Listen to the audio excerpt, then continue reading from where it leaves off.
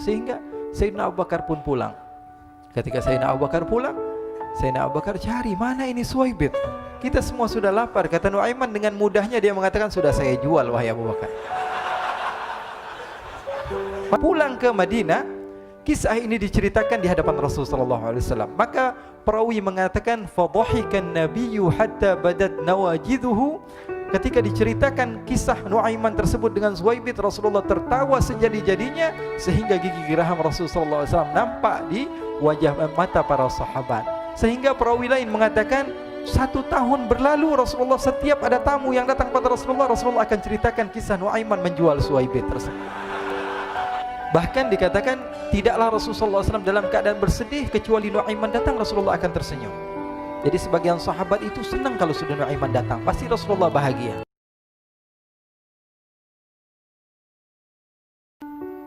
Diriwayatkan oleh Imam Ahmad bin Hanbal dalam musnadnya bahwa ada seorang laki-laki yang bernama Nuaiman. Ini Nuaiman di kehidupan Rasulullah SAW ada orang yang seperti itu gitu. Orang yang sering minum minuman keras. Rasulullah SAW marah, murka. Rasulullah kalau yang berhubungan dengan Rasulullah tidak marah. Tapi kalau sudah berhubungan dengan agama, Rasulullah SAW adalah orang yang paling marah, orang yang paling istiqamah dalam kebenaran.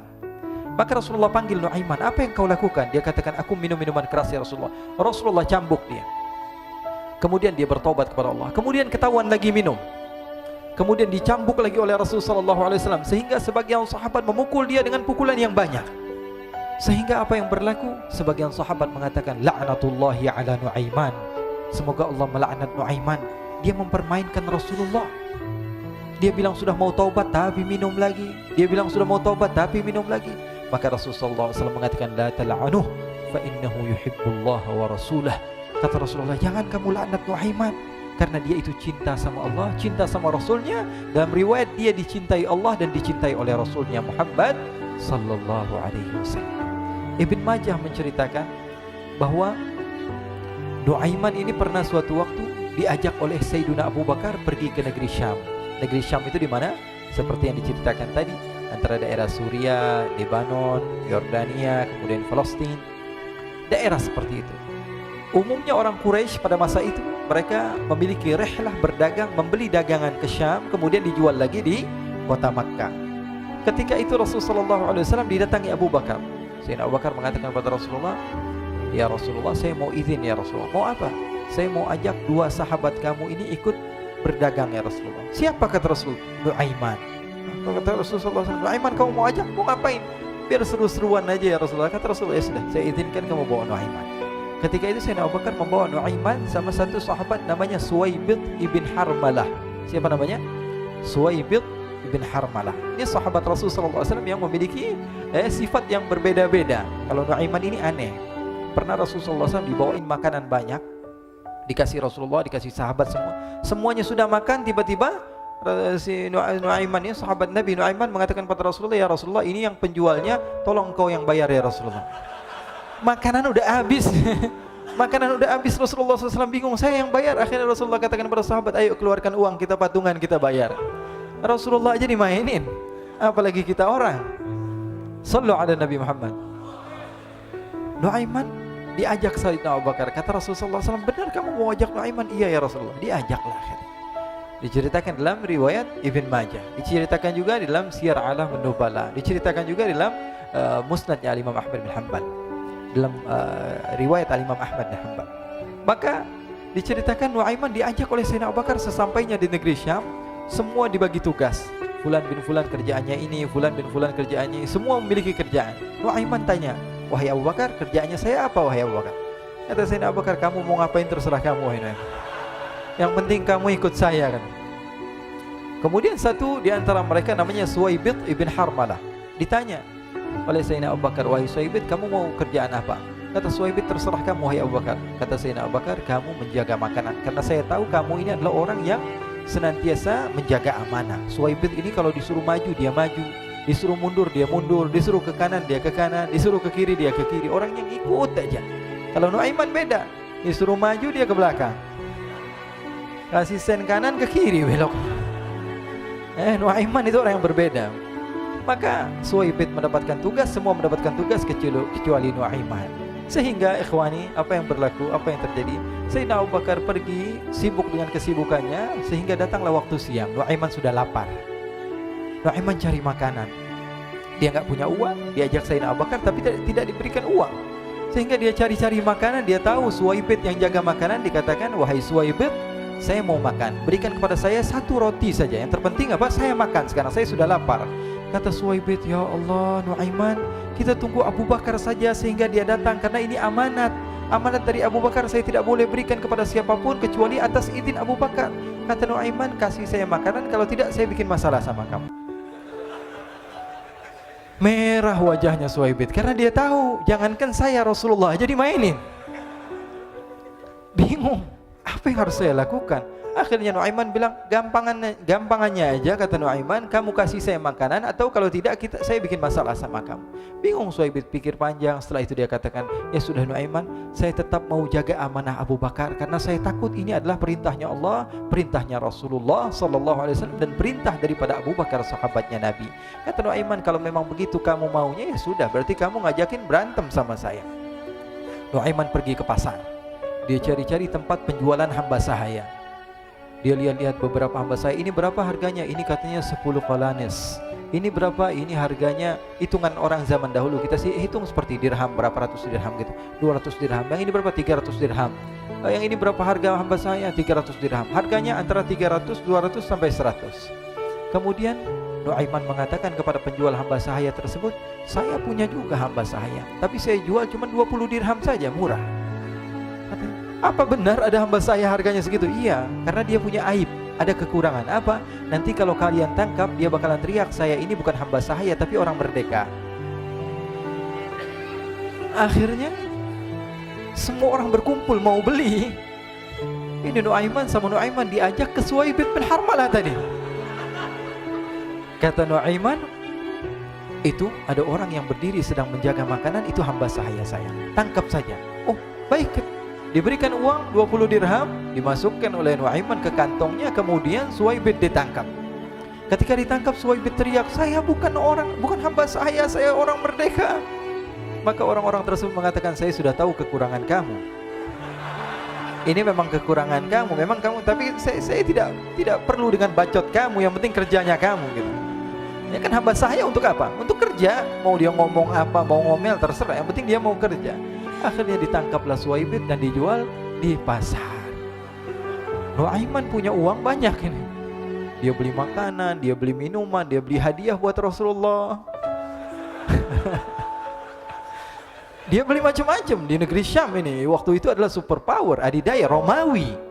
Pada masa itu semua barang mahal, tapi Nuaiman banyak uangnya. Dia belanja ini, belanja itu, sehingga Sayyidina Abu Bakar pun pulang. Ketika Sayyidina Abu Bakar pulang, Sayyidina Abu Bakar cari, mana ini Suwaibit? Kita semua sudah lapar. Kata Nuaiman dengan mudahnya dia mengatakan, sudah saya jual wahai Abu Bakar. Maka Sayyidina Abu Bakar bertanya, apa yang kau lakukan wahai Nuaiman? Diceritakan oleh Nuaiman dengan jujur. Nuaiman ini orangnya apa adanya, tapi nyusahin. Saya jual. Akhirnya dibawa oleh Nuaiman, Sayyidina Abu Bakar pergi ke mana?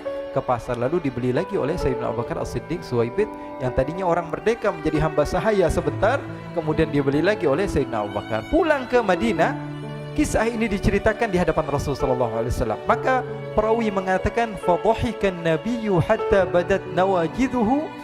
Ketika diceritakan kisah Nuaiman tersebut dengan Suwaibit, Rasulullah tertawa sejadi-jadinya sehingga gigi geraham Rasulullah SAW nampak di wajah mata para sahabat. Sehingga perawi lain mengatakan 1 tahun berlalu, Rasulullah setiap ada tamu yang datang pada Rasulullah, Rasulullah akan ceritakan kisah Nuaiman menjual Suwaibit tersebut. Jadi ada ikhwani, jangan kalian kira Rasulullah SAW itu hidup di satu masa sahabat-sahabatnya itu seperti ustadz-ustadz yang khusyuk, yang kayak Habib bin Anis ini banyak. Bahkan ikhwani, mungkin di akhir karena masanya sudah habis, pernah suatu waktu Rasulullah SAW didatangi asyraf, delegasi dari beberapa negara yang ingin mengenal apa itu agama Islam. Sehingga mereka datang ke rumah Rasulullah SAW membawa unta, kendaraan yang ketika itu kendaraan yang paling mahal mereka miliki, itu untanya yang paling mewah. diikat di depan rumah Rasul sallallahu alaihi wasallam. Tamunya pun masuk, duduk bersama Rasul sallallahu alaihi wasallam. Di depan rumah Rasul sallallahu alaihi wasallam ada beberapa sahabat. Ada Sayyiduna Hamzah. Kalian tahu Sayyidina Hamzah adalah orang yang pemberani. Ada Sayyiduna Umar. Kalian tahu Sayyidina Umar adalah orang yang pemberani. Ada Sayyiduna Ali bin Abi Thalib. Ada Sayyiduna Sa'ad bin Abi Waqqas. 4 sahabat ini lagi nongkrong gitu depan rumahnya Rasul sallallahu alaihi wasallam. Berjaga sebelum Allah Subhanahu wa taala turunkan ayat wallahu ya'simuka minan nas. Ketika mereka sedang asyik duduk, tiba-tiba Nuaiman datang. Ini Nuaiman kalau datang pasti bikin sesuatu yang aneh. Bahkan dikatakan tidaklah Rasulullah SAW dalam keadaan bersedih kecuali Nuaiman datang Rasulullah akan tersenyum. Jadi sebagian sahabat itu senang kalau sudah Nuaiman datang, pasti Rasulullah bahagia. Tapi ketika itu Nuaiman datang ingin duduk bareng-bareng Sayyidina Hamzah. Sayyidina Hamzah katakan kepada Nuaiman, bercanda begitu. Nuaiman, kamu lihat unta orang datang dari luar Arab ini. Lihat, kata Nuaiman, ini besar banget ini, badannya besar gitu. Dagingnya pasti banyak. Iya nih kalau kita sate enak nih ntar malam. Kata Nuaiman. Kata Sayyidina Hamzah, apakah kamu berani? Kata Nuaiman, saya berani aja asal kalian gak bilang sama Rasulullah. Kata Sayyidina Hamzah, benar wahai Nuaiman, benar kan? Akhirnya Sayyidina Hamzah lupa masalah itu, cuma bercanda-bercanda saja. Sayyidina Hamzah lagi asik sama Sayyidina Umar, Sayyidina Ali. Tiba-tiba apa? Ternyata ketika dia melihat unta tersebut sudah pisah antara kepala sama badannya. Nuaiman mengatakan, wahai Hamzah, ini unta saya sudah potong, saya mau pergi sebentar. Kalau Rasulullah cari saya, tolong jangan beritahu di mana saya.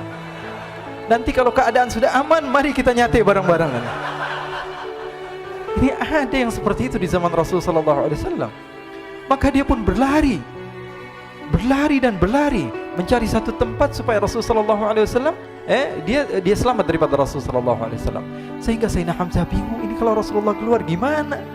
Ada Hamzah Asadullah, ada Ali bin Abi Thalib, ada Umar, gak bisa jaga kendaraannya tamunya Rasulullah sallallahu alaihi wasallam. Akhirnya benar apa yang terjadi, ikhwani. Rasul sallallahu alaihi wasallam tamunya mau pulang. Ketika dia buka pintu tamu melihat apa? Untanya sudah begitu. Mereka teriak, wa naqatah, unta kami wahai Muhammad. Baru mau kenal Islam, unta kami, kendaraan kami sudah dibuang.